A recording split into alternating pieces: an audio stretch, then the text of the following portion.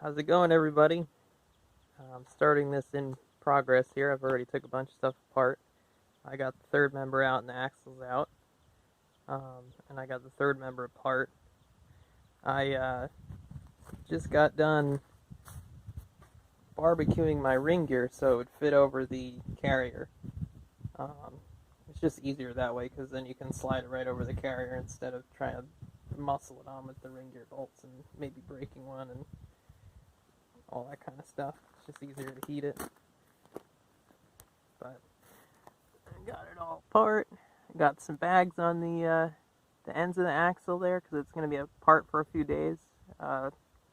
Luckily I did that right away, and then it started pouring rain a couple hours later, so I got lucky on that one.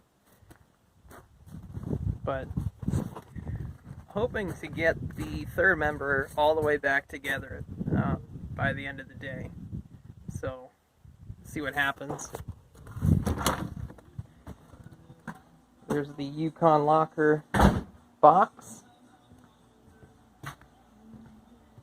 Got a really good deal on that. I think I got lucky. I honestly thought that I was going to get a box of bricks or something because it seemed like one of those too good to be true kind of deals. But it came. So there's the third member all apart. The Yukon locker is over here. And I got the ring gear on there. I got it torqued. Just waiting on those carrier bearings. They should be here some point today. And then I can do a little more. So hopefully this video comes out good. I'm going to post it up. I'm doing this with my phone, and it's not a fancy iPhone or anything like that, so I don't know how good it's going to be. I'm going to try it out. I'd like to get a nice camera or something, but I'm spending money elsewhere, so see how it works out. Alright, so I was under here cleaning up the housing here. There's no drain plug on this housing here, which is a good thing. It doesn't get hung up on stuff. I don't really change the fluid that often, so it's not a big deal. But this whole area in here holds a bunch of fluid. So when I climbed under here to clean the gasket off, I looked in there and there was a lot of metal and stuff down in there. So I started cleaning it out, and I found those bearings in there. And I remember when I first put the thing together, I blew up one of the pinion bearings. So I must have, it's hard to remember, that was like 5 years ago now, but I must have just took the pinion support off of the third member, and I guess those guys had fallen in, so they have been in there for like 5 years now, and it was all metal flaky and stuff in there, I guess because it holds this little bit of fluid. So that was pretty dumb of me to not just take the third member out, but could also be why the ring and pinion don't look that good. But it looks a lot worse in the pictures than it really is. It's not like deep or anything. I can't really catch my finger on it. So, and I thought it was a wheel bearing noise, and my wheel bearings had a lot of play in them, like a lot, like a C-clip axle. So I'm thinking the ring and pinion's probably fine, but we'll see. I think eventually I'll probably have to do gears anyway because 410s and an automatic and a 22RE is terrible. Alright, I'm waiting on my bearings still, so I'm going to do a quick walk around, overview of what kind of stuff I have left to do on this thing. So, there's probably the worst panel. There's kind of like that complicated corner piece. That's going to be the tricky bit. My dad made like a rocker panel patch out of a flat piece of metal and put some bends in it and stuff. So we have that.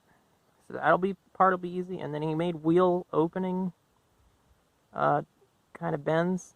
So that'll do a large majority of this stuff here. I'll probably need a little more in here. But that's fairly simple. I got to throw a couple more tacks on this panel. I was running out of time, so I didn't put as many tacks as I would like on it. And then over here, got our quarter panel corner in, looking good. Got the, I guess this wheel opening lip piece here. That's looking pretty good, a little low in the corner, but Bondo will fix that. Then down here I got it cut out. You can see where the rust is behind there. I got to put a little piece in here, like right in under here, and then I can put the patch in. A little more welding to do on the patch, just clean up the patch, and that part will be done. That'll be awesome. The fenders, I can buy new ones. I don't know if I have money for it. They might even pass inspection the way they are, because the rust there doesn't let fumes in the vehicle because it's not connected to the cab. My battery set up. The washer bottle goes to one of these bolts here. I think one's the washer and one's the battery hold down. The battery goes like this way. So I made this dual battery setup. I really don't use it anymore. The one battery's dead. I just disconnected it. So I'm just going to do the single battery. I use that trail gearbox. I'll probably cut it up to fit this size battery. Because I think I also have another one of these batteries in the same size in the garage. That way I have another battery that'll fit in there if I ever have issues. Or if I need to swap it or whatever. Then the other thing that there is the floor has a hole right in here. It's kind of like split. And then there's, right here, there's some stuff. So I think like I'm going to have to patch probably all this piece. But luckily it's the floor. It won't have to be as nicely done. You're not going to be staring at it really. As long as it's halfway decent, it'll be good. So hopefully my bearings come here soon. Alright, it's a new day. I've got my bearings and also my axles showed up. So I got both sets of axles here. The 31 spline is considerably larger, so I'm pretty happy about that. I've got my bearings pressed on the carrier, and I've got it all set up and ready to go back in the truck. I am so defeated right now. I thought I would get this done today. I got the brake drums drilled out. They don't look the greatest, but they'll work fine. The problem I'm having here is the axles. They sent me the wrong bearing retainer plate. There's two different ones for the 9-inch, and they sent me like the bigger bolt pattern. So that sucks. I can't finish today, but the Ford Nationals at Carlisle is here tomorrow. So I'm going to go down there and see if I can get the right plates to fit on here, and hopefully tomorrow I can finish it. Alright guys, I found my bearing retainer plate down at the car show. I took it out for a test drive. Everything seems to be working good. No weird noises or anything. The gears aren't making noise. The locker works as good as the Detroit did, so I'm very happy. Alright, we're back to body work. I got the trim holes welded up.